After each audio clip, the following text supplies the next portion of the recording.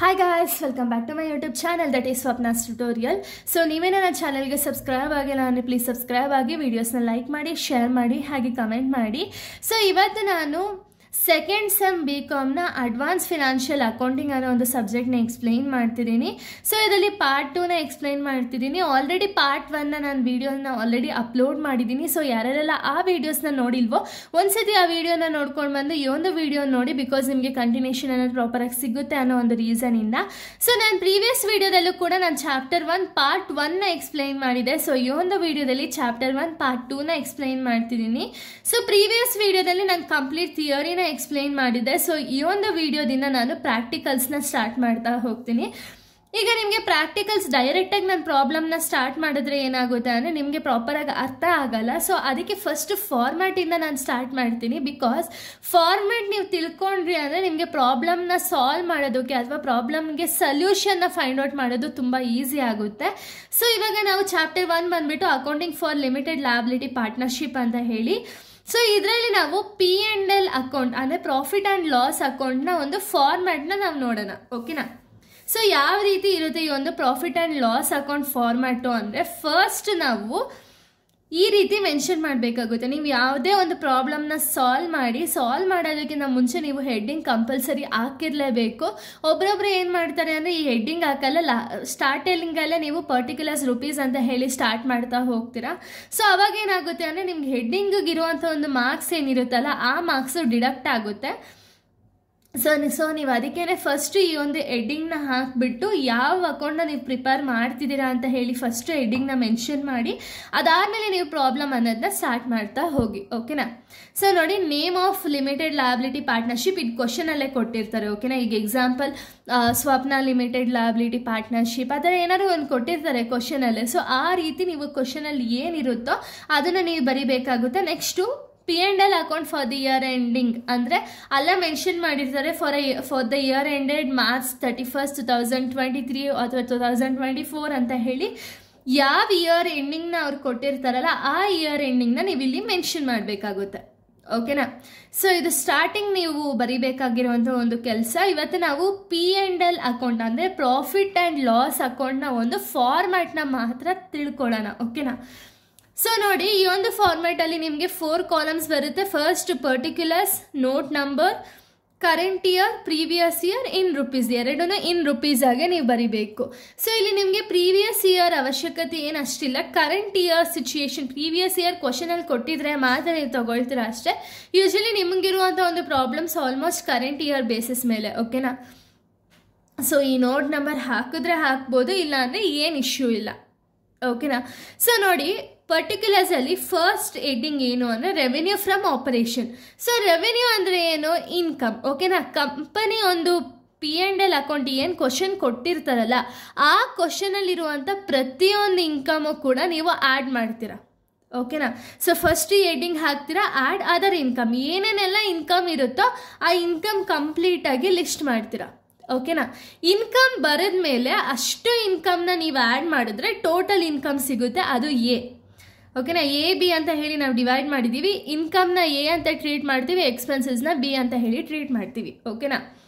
So complete income, total ಇನ್ಕಮ್ನ A ಅಂತ ಹಾಕ್ತೀವಿ. ಈ ಇನ್ಕಮಲ್ಲಿ ಎಕ್ಸ್ಪೆನ್ಸಸ್ ಏನಿದೆ ಎಕ್ಸ್ಪೆನ್ಸಸ್ನ ಮೈನಸ್ ಮಾಡಬೇಕು, ಓಕೆನಾ.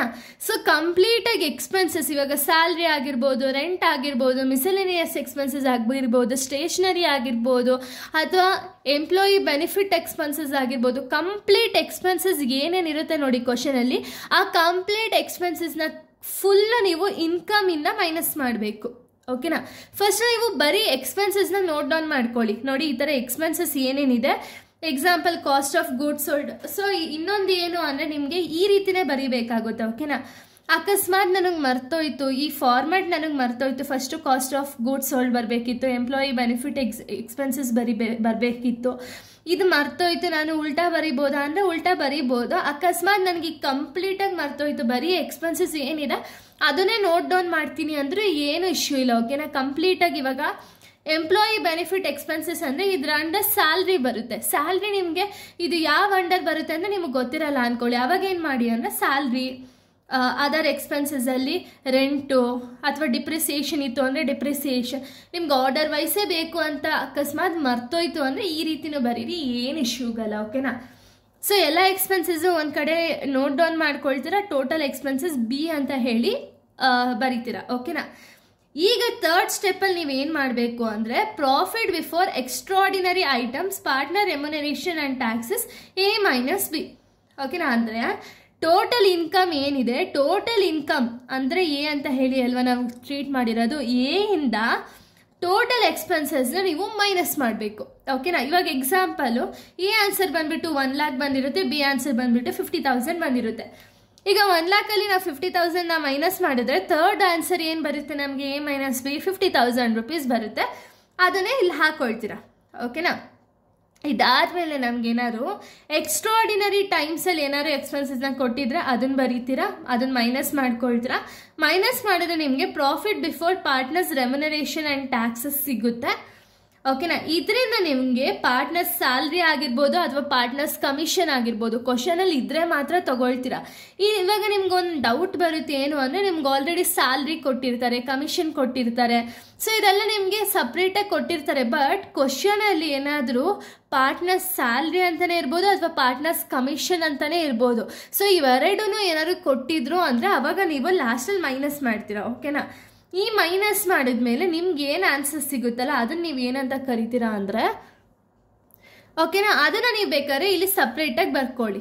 ಓಕೆನಾ. ಏನು ಆನ್ಸರ್ ಬಂದಿರುತ್ತೋ ಪಾರ್ಟ್ನರ್ಸ್ ಸ್ಯಾಲ್ರಿ ಆಗಿರ್ಬೋದು, ಪಾರ್ಟ್ನರ್ಸ್ ಕಮಿಷನ್ ಆಗಿರ್ಬೋದು, ಇವೆರಡನ್ನೂ ಮೈನಸ್ ಮಾಡ್ತೀರಾ. ಮೈನಸ್ ಆದಮೇಲೆ ಲೆಸ್ ಟ್ಯಾಕ್ಸು. ಈಗ ಕ್ವಶನಲ್ಲಿ ನಿಮಗೆ ಟ್ಯಾಕ್ಸ್ನ ಕೊಟ್ಟಿದ್ರೆ ಟ್ಯಾಕ್ಸ್ನ ಮೈನಸ್ ಮಾಡ್ತೀರಾ, ಟ್ಯಾಕ್ಸ್ ಕೊಟ್ಟಿಲ್ಲ ಅಂದರೆ ಇಗ್ನೋರ್ ಮಾಡ್ತೀರಾ.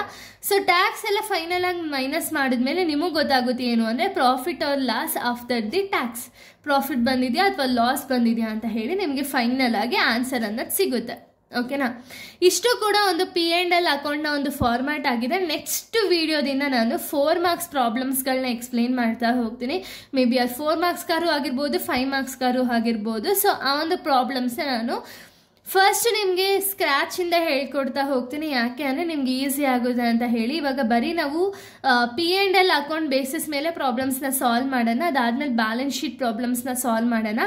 ಈ ಎರಡು ನಿಮಗೆ ಪಕ್ಕ ಆಯಿತು. P&L ಅಕೌಂಟು ಬ್ಯಾಲೆನ್ಸ್ ಶೀಟ್ ಎರಡು ಪ್ರಾಬ್ಲಮ್ಸ್ ನನಗೆ ಯಾವುದೇ ಕೊಟ್ಟರು ನಾನು ಬರೀತೀನಿ ಅಂತ ಹೇಳಿ ಡಿಸೈಡ್ ಆದಮೇಲೆ ಲಾಸ್ಟಲ್ಲಿ ನಾವು P&L account and balance sheet ಎರಡೂ ಕೂಡ ಮರ್ಜ್ ಆಗಿರೋ ಪ್ರಾಬ್ಲಮ್ಸು 14 marksಗಾರು ಕೊಡ್ಬೋದು ಅಥವಾ 12 marks ನಿಮ್ಗೆ ಏನು ಫಾರ್ಮ್ಯಾಟ್ ಇದೆಯೋ ಆ ಬೇಸಿಸ್ ಮೇಲೆ ಕೊಡುವಂಥ ಒಂದು ಪ್ರಾಬ್ಲಮ್ಸ್ನ ನಾನು ಎಕ್ಸ್ಪ್ಲೈನ್ ಮಾಡ್ತಾ ಹೋಗ್ತೀನಿ. ಓಕೆನಾ.